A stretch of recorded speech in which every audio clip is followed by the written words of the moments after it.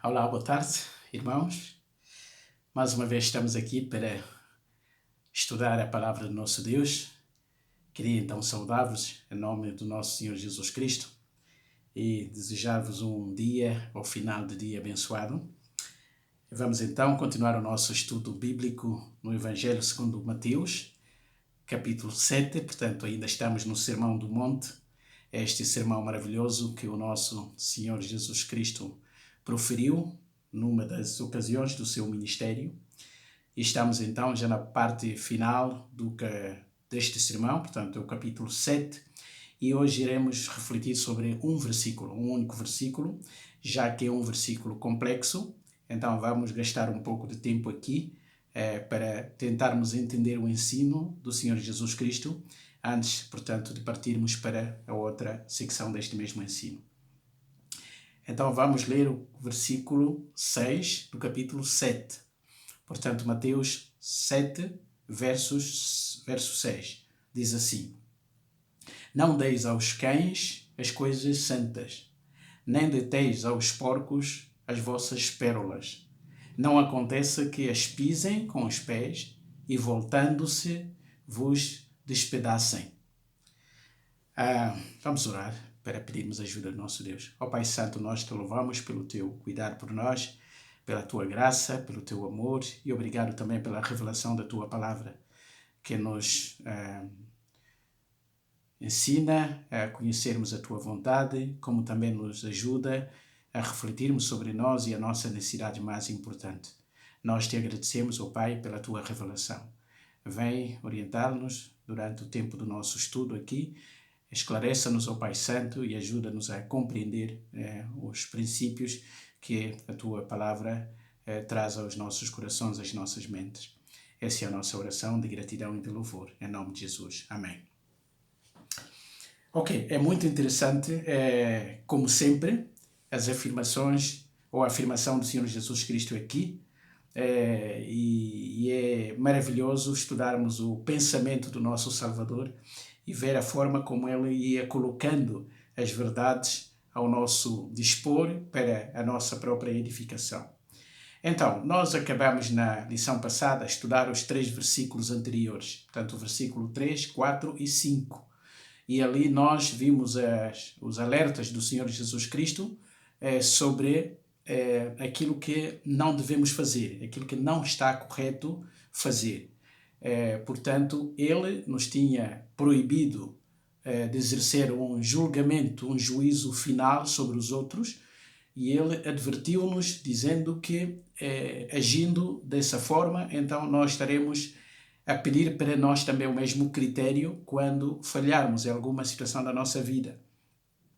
E ele então usa de uma ilustração maravilhosa, dizendo que é impossível nós sermos capazes de descobrir o arqueiro, o argueiro ou o isco que está no olho da outra pessoa, se o nosso próprio olho está tapado com uma trave, com uma viga grande. E ele disse que essa não é a atitude certa. Essa atitude ou esse pensamento em tentarmos ajudar a outra pessoa que tem um problema menor do que o nosso, sem vermos o maior problema que nós temos, revela hipocrisia. Este é o ensino que ele deixou ali. E ele diz que a atitude correta e sábia, se de facto queremos ajudar a outra pessoa, então é procurar primeiro resolver o nosso problema, ver a gravidade do nosso problema, a trave que nos tapa a vista, que nos impede de ver. Então, tirando essa trave, estaremos, portanto, em condições de ajudar a outra pessoa e também a tirar o isco que está no seu olho. E é claro que ele está a usar aqui de uma ilustração, está a dizer, por outras palavras, que nós temos que estar mais preocupados em resolver as nossas faltas, os nossos pecados, as nossas falhas, antes ou em vez de sermos precipitados em julgar os outros e tentar resolver os problemas da outra pessoa com críticas muitas vezes, com contundência, com uma rapidez impressionante, quando nós próprios temos problemas muito mais graves. Então a atitude correta é resolver primeiro o nosso problema e só depois então seremos qualificados para ajudar os outros também a encararem os seus problemas e, em alguma medida, também a buscarem ajuda da nossa parte. E depois desta orientação, então ele vai fazer essa afirmação, que vem na forma negativa. É claro que é uma afirmação ou duas afirmações que transmitem a mesma verdade. Portanto, é um dito proverbial. Era típico dos grandes mestres usar essas expressões, portanto, essas ilustrações, essas metáforas, essas comparações práticas para transmitir o ensino mais profundo. Então ele diz o seguinte: não deis aos cães as coisas santas, nem deteis aos porcos as vossas pérolas. Portanto, ele diz que nós devemos evitar a todo custo dar coisas santas aos cães. É claro que os cães devem ser vistos no contexto do Antigo Testamento, portanto, e também do tempo do Senhor Jesus Cristo. Os cães não eram assim esses animais de estimação como nós temos hoje, com as quais partilhamos as nossas casas, prestamos todo o cuidado, são os nossos companheiros e queremos o bem deles, levamos ao médico, ao tratamento da pele ou dos pelos, etc. Portanto, os cães, como se diz na nossa sociedade, são os melhores amigos do homem. O cão é o melhor amigo do homem. Esse é o conceito que nós temos dos cães. Portanto, no tempo do Senhor Jesus Cristo era diferente. O cão era visto como um animal afastado, um animal agressivo, um animal vagabundo. A maior parte dos cães andava pelas lixeiras a comer comidas, apodrecidas, deitadas nas lixeiras, e as pessoas tentavam tudo o que era possível para evitar um convívio com os cães. Portanto, eram animais, digamos assim, imundos.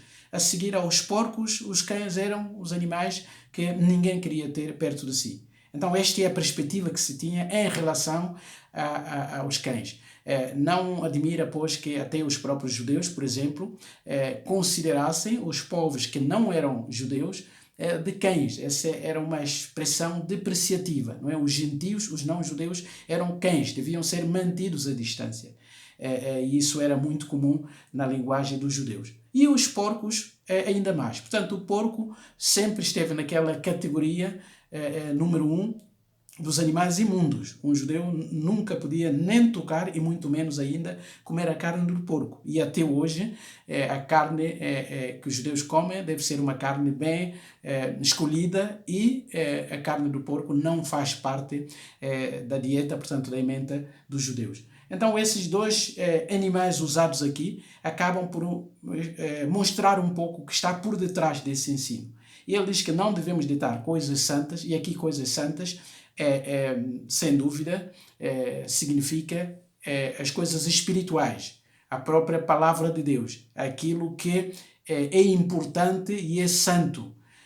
E ele está a usar aqui duas ilustrações. Uma delas pode ter a ver com o serviço dos sacerdotes. Os sacerdotes que recebiam as ofertas dos animais, sacrificavam os animais e parte da carne que sobrava depois dos sacrifícios era, digamos assim, bem escolhida, bem separada para alimentação, não só dos próprios sacerdotes, mas também o que sobejava depois era levado para as praças.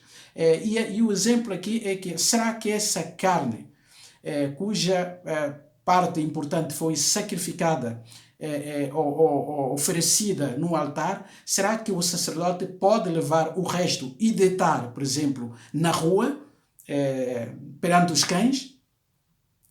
Essa pergunta é importante. E se o sacerdote fizesse isso, então a pergunta é: quem estaria a agir de forma incoerente, de forma ilógica, de forma louca até, insensata? Obviamente que era o sacerdote. Portanto, o culpado aqui não era tanto o cão, que iria alimentar-se daquela carne, sem saber que aquela carne veio, ou parte dela veio do sacrifício, portanto, no templo. O cão simplesmente iria comer aquela carne. Portanto, o irresponsável aqui é o sacerdote. Mas também imagina uma pessoa rica. que comercializa pérola. E as pérolas sempre foram assim preciosas em todas as épocas, incluindo no nosso próprio tempo. E alguém que vai pegar nessas pérolas tão valiosíssimas e chega na rua, no meio de porcos, animais que passam a vida a trincar, portanto, coconotes e bolotas e outras coisas, e ele atira essas pérolas aos porcos. E o que é que vai acontecer? Os porcos pensarão que é uma comida que lhe está a ser dada.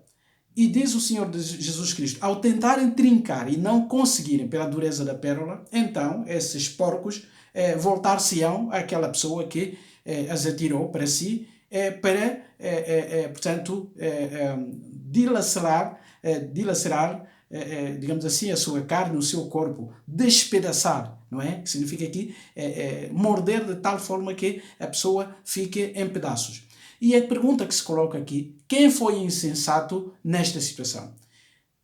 É o porco que não soube o valor da pérola ou a pessoa que atirou a pérola rica aos animais, digamos assim, que não tinham compreensão do valor daquilo que estava a ser atirado? Obviamente que o Senhor Jesus Cristo está a ensinar de que tanto aquele que atira as coisas santas aos porcos, como aquele que deita pérolas aos porcos, esses é que estão a agir de forma insensata, não é? Essa é a maior preocupação. Porque normalmente quando lemos este texto, a ideia que nos vem à mente é que aquelas pessoas que não conhecem a Deus, portanto os gentios, os pagãos, devem ser considerados como os cães, os porcos que não precisam, portanto, do nosso contacto, devemos evitar estar com eles e não podemos gastar o nosso tempo tentar dar-lhes as preciosidades do Evangelho, por exemplo. Essa ideia não pode ser exatamente aquela que o Senhor procurou transmitir aqui, porque Ele próprio passou a sua vida junto dos gentios. Ele passou a sua vida ajudando as outras pessoas a conhecer o caminho da salvação. Ele próprio foi chamado de amigo dos publicanos e gentios. Ele andou sempre perto daquelas pessoas que eram marginalizadas. Portanto, e se ele próprio também enviou os discípulos ao mundo no meio, portanto, de lobos, portanto, e também disse que os seus discípulos, portanto, seriam o sal e a luz do mundo. Ora, a influência da luz, portanto, deve exercer-se onde há trevas. E o sal deve salgar aquela comida que não estava antes salgada para preservar, digamos assim, a sua consistência.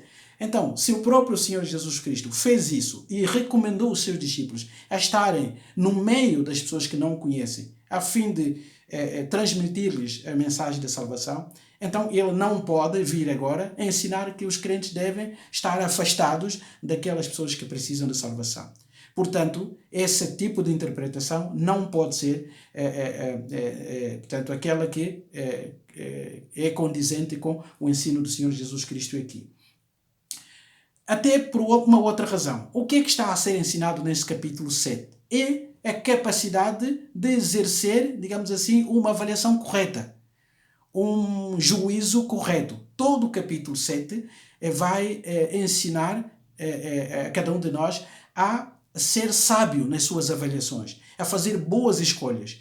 Portanto, é óbvio que o ensino aqui também tem a ver com aquele que é convidado a exercer algum critério, algum discernimento, portanto, nas suas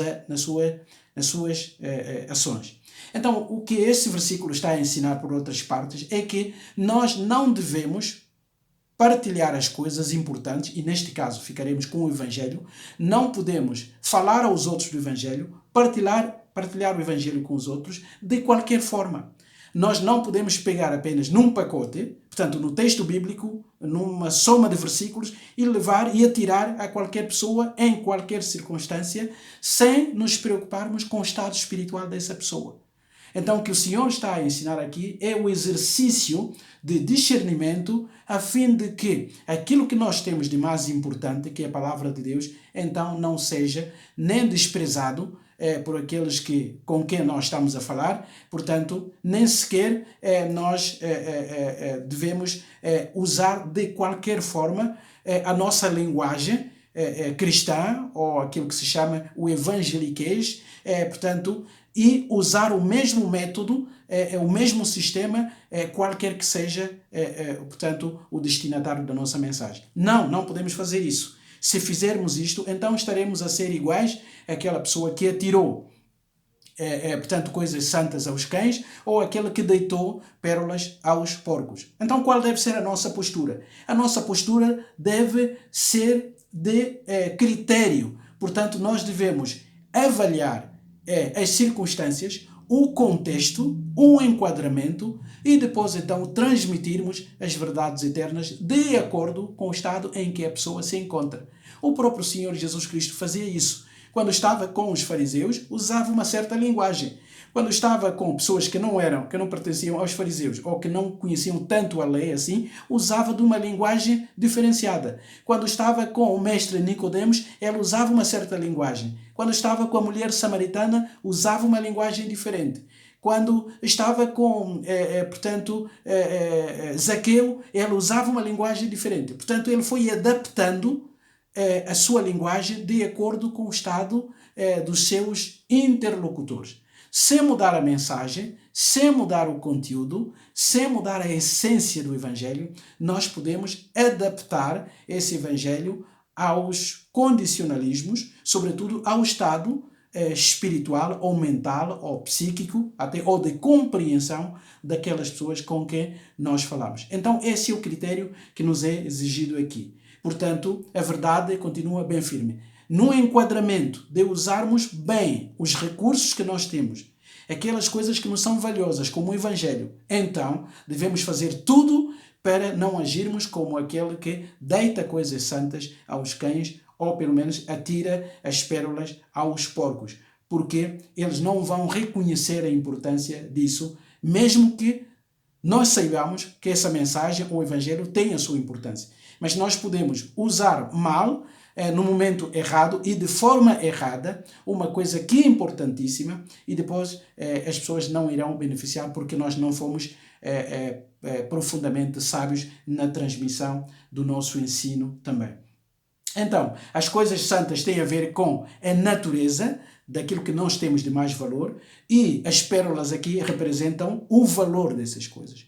Portanto, as coisas têm uma natureza, no caso do Evangelho, tem uma natureza que é santa e depois o seu valor é máximo. Portanto, todo critério é necessário quando queremos transmitir a mensagem de salvação àqueles que não conhecem o Evangelho. Portanto, o que o Senhor está a ensinar aqui é que no nosso procedimento, no nosso convívio com os outros, na nossa boa vontade de lhes transmitirmos as verdades do Evangelho, temos que fazer tudo para usarmos de critério e adaptar o método de transmissão e enquadrando esses métodos de acordo com o estado em que as pessoas se encontram, o conhecimento que têm do Evangelho, tentarmos saber onde estão, o que sabem sobre o Evangelho, qual é o seu ponto de vista e a partir dali então trazermos a palavra de Deus adequada, digamos assim, ao seu nível de compreensão. E eu quero ler um outro texto que nos pode ajudar a entender o que o Senhor Jesus está a ensinar aqui. Essa foi a metodologia usada pelo apóstolo Paulo, e ele deixa isso bem claro. Na sua primeira carta aos Coríntios, primeira carta de Paulo aos Coríntios, capítulo 9, ele, ao falar do seu ministério de evangelização, ele vai dizer algo impressionante e que tem a ver com o ensino que o Senhor Jesus está a nos querer transmitir naquele texto ali. Então, eu vou ler no capítulo 9, primeira carta aos Coríntios, diz assim o apóstolo Paulo, a partir do versículo 16. Porque se anuncio o Evangelho, não tenho de que me gloriar, pois me é imposta essa obrigação. E ai de mim se não anunciar o Evangelho. E por isso, se eu faço de boa mente, terei prêmio. Mas se de má vontade, apenas uma dispensação me é confiada. Logo, que prêmio tenho? Que evangelizando proponha de graça o Evangelho de Cristo para não abusar do meu poder no Evangelho. Ele está a dizer aqui, eu não preciso de impor o Evangelho. Eu não posso abusar do poder que Deus me dá ao pregar o Evangelho. É claro que o Evangelho é poder de Deus. E ao transmitir o Evangelho, eu estou a transmitir de uma mensagem de poder. Mas eu não posso abusar disso, não é? Tenho que pregar com critério. Então ele continua a dizer. Porque, versículo 19, sendo livre, agora vejam aqui, sendo livre para com todos, fiz-me servo de todos para ganhar ainda mais. E fiz-me como judeu para os judeus, para ganhar os judeus, para os que estão debaixo da lei, como se estivesse debaixo da lei, para ganhar os que estão debaixo da lei. Para os que estão sem lei, como se estivesse sem lei, não estando sem lei para com Deus, mas debaixo da lei de Cristo, para ganhar os que estão sem lei. Fiz-me como fraco para os fracos, para ganhar os fracos. Fiz-me tudo para todos, para por todos os meios chegar à salvação a alguns. E eu faço isto por causa do Evangelho, para ser também participante dele. Então o apóstolo Paulo continua, mas esse texto é maravilhoso e ajuda a nossa mente a entender o ensino do Senhor Jesus Cristo aqui. Ele diz, olha, qual é a minha metodologia? Quando eu estou no meio dos judeus, eu uso uma linguagem a qual eles estão habituados. Falo do Antigo Testamento, da história dos profetas, das promessas do Velho Testamento, porque eles entendem essa história. Quando estou com os gentios, eu vou usar uma linguagem diferente, como ele usou lá em Atenas. Ele vai falar da criação, do Deus da criação, porque esse era um entendimento geral das pessoas. E a partir dessa descrição geral, ele chegava até Cristo. Ele diz, quando fui falar com os fracos, com as pessoas simples, eu usei da simplicidade para falar com eles. Quando falei às pessoas um pouco mais esclarecidas, eu usei uma linguagem mais esclarecida, mais robusta, digamos assim, para a sua compreensão. Então, o princípio geral que o Senhor Jesus está a ensinar aqui é que nós devemos ser criteriosos na forma como transmitimos a mensagem do Evangelho. Sem impor, até porque a verdade não se impõe. A verdade expõe-se. A própria verdade tem a força suficiente para convencer os outros. Nós, o que devemos fazer é simplesmente expô-la. Só que temos que expor a verdade com sabedoria, com entendimento. Devemos usar critérios, sabermos qual é o ambiente em que estamos, qual é o contexto, qual é a linguagem que devemos usar aqui para que essas pessoas entendam a mesma verdade que não muda, que é a verdade do Evangelho. Então, desta forma, nós estaremos a agir de um modo correto, diferentemente daquilo que o Senhor Jesus proibiu aqui. Portanto, a lição para todos nós é que devemos ser criteriosos, não dando aos cães as coisas santas, nem deitando as pérolas aos porcos, porque eles não vão saber qual é o valor, qual é a natureza daquilo que estamos a dar e a sua reação será agressiva e diferente. Muitas pessoas não aceitam o Evangelho ou resistem ao Evangelho, muitas vezes não só pela falta de luz, ou falta de luz que há nelas, mas também a forma como nós transmitimos o Evangelho. Nós evangelizamos, levamos os folhetos a qualquer pessoa, não importa o seu nível académico, a sua compreensão, a sua religiosidade, e achamos que estamos a fazer um trabalho perfeito. Mas esta não é a forma pela qual devemos agir. Devemos fazer tudo para sermos criteriosos e adaptar, sobretudo, a forma da transmissão portanto, às circunstâncias. E assim, então, aquelas coisas valiosas que nós temos, como o Evangelho do Senhor Jesus Cristo, portanto, a sua natureza maravilhosa, então serão bem exercidas e as pessoas nos irão escutar. E é preciso sabedoria da parte de Deus para, com critério, procurarmos transmitir a verdade da salvação. Que Deus nos dê essa sabedoria, este discernimento, de modo a usarmos bem o tempo e as circunstâncias para transmitirmos com eficácia a mensagem do Evangelho da salvação àqueles que não a conhecem. Que Deus nos abençoe. Amém.